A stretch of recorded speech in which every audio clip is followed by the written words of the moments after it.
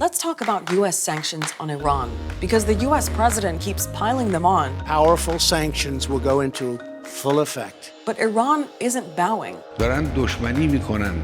بدانند این دشمنی اونها بی جواب نخواهد ماند. Now, according to this online tracker, America has more sanctions against Iran than it does on North Korea, Cuba, Venezuela, and Libya combined. So what exactly are those sanctions? And more importantly, are they working?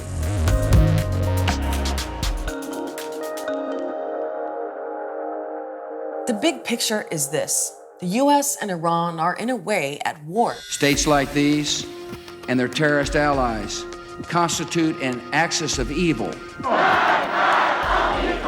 But they don't fight face to face. Instead, they antagonize each other.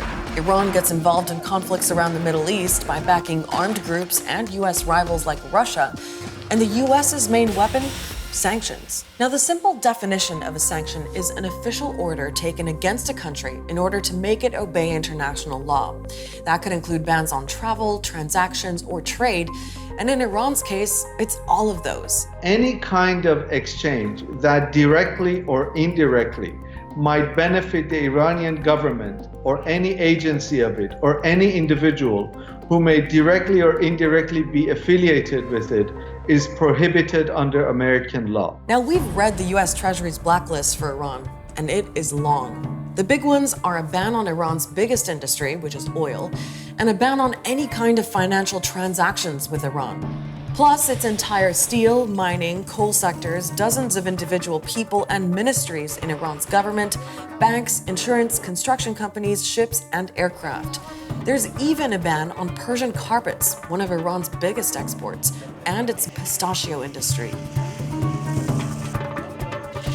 Now, the penalties for violating those sanctions are serious. The US government can fine a person or company up to $1 million or hand down a 20-year jail sentence, even if they're not American. Because the U.S. has such a strong dollar and so many transactions are conducted in dollars, it means that U.S. sanctions would affect any EU company doing business with Iran. Between having sanctions on its main industries and being blocked from trading with other countries, Iran has become one of the most isolated economies in the world. So when did this sanctions war start? More than 40 years ago.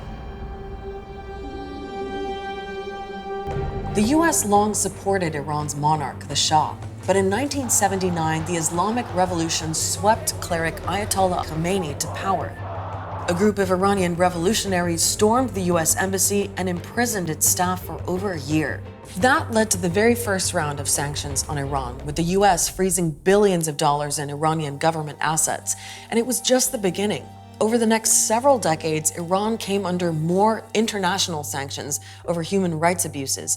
Iran was also sanctioned for sending billions of dollars to armed groups in the Middle East, like Hezbollah in Lebanon or Hamas in Palestine.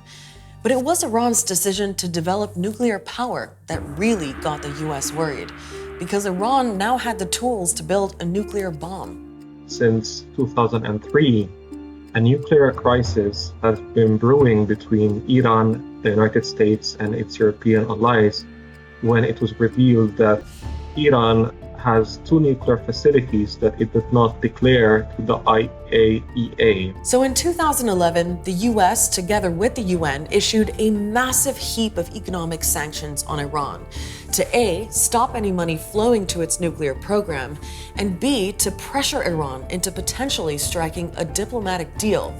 And that part worked. In 2015, after long and tough negotiations, a deal known as the Joint Comprehensive Plan of Action was signed. A historic deal. The landmark nuclear agreement will mean that Iran has to sharply curtail its nuclear program.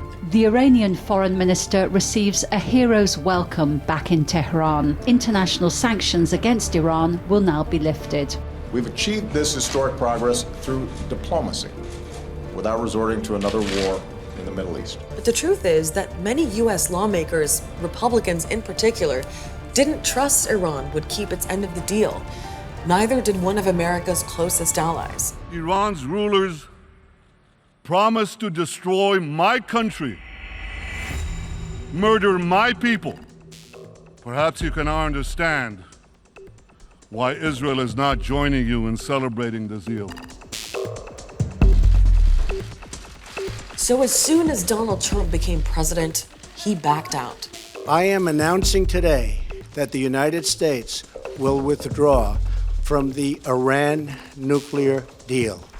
All the old sanctions came back, and more than 700 new ones were issued against Iranian individuals and companies. It's what the Trump administration calls its maximum pressure campaign. So when people ask, how's the US sanctions program worked on Iran? Well, that's debatable. These new sanctions have nearly killed the entire Iran nuclear deal. And in response, the Iranians have said, well, what's the point of us holding up our end? So they've now restarted some low-level nuclear activity. And they will probably continue to do so until the EU takes action to deliver on some of their economic commitments, which they're not able to deliver because of US pressure. The eventual outcome could be an Iran withdrawal from the nuclear accord and also the death of the whole deal. Sanctions have managed to cripple Iran's economy, but Iranians are getting around them. Human mules have carried smuggled goods across the border for years. Electronics, phones, beauty products, medicine, cigarettes. The list goes on. The long years of sanctions have led the Iranians to develop many of their own domestic products inside that have substituted for those things that they can't bring in. But when sanctions come, there's a dip, and then somehow the economy starts reacting and responding and compensating, and within 3 or 4 years, it's back to growth. Another question is whether Iran's government can survive many more years of instability. Don't get me wrong, it still has a lot of support, but recent protests across Iranian cities have exposed some discontent with those in power. Anger, frustration, and growing concern in Tehran. The protests erupted after Iran's government, which has been strapped for cash, increased the price of fuel to raise funds. In November, thousands of people were arrested. Rights groups say more than 300 were killed. And at one point, there was a total internet shutdown. Iran's leaders say they were responding to a bigger threat. آشوب طلبان سازمان یافته مسلح برنامه ریزی شده و کاملا بر مبنای برنامه‌ای که ارتجاع منطقه صهیونیست‌ها و آمریکایی‌ها طراحی کرده بودند. The bottom line is, it's not clear whether the US's huge web of sanctions is going to lead to any kind of breakthrough with Iran.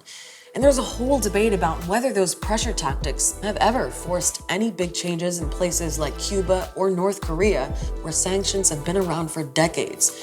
Those who defend sanctions say the alternative is an actual war. But neither the US, nor Iran, nor anybody else seem to want that. If there's a story or a topic you want to get your head around, let us know. Get in touch with us on Twitter or Facebook, and remember to subscribe to our YouTube channel so you never miss an episode.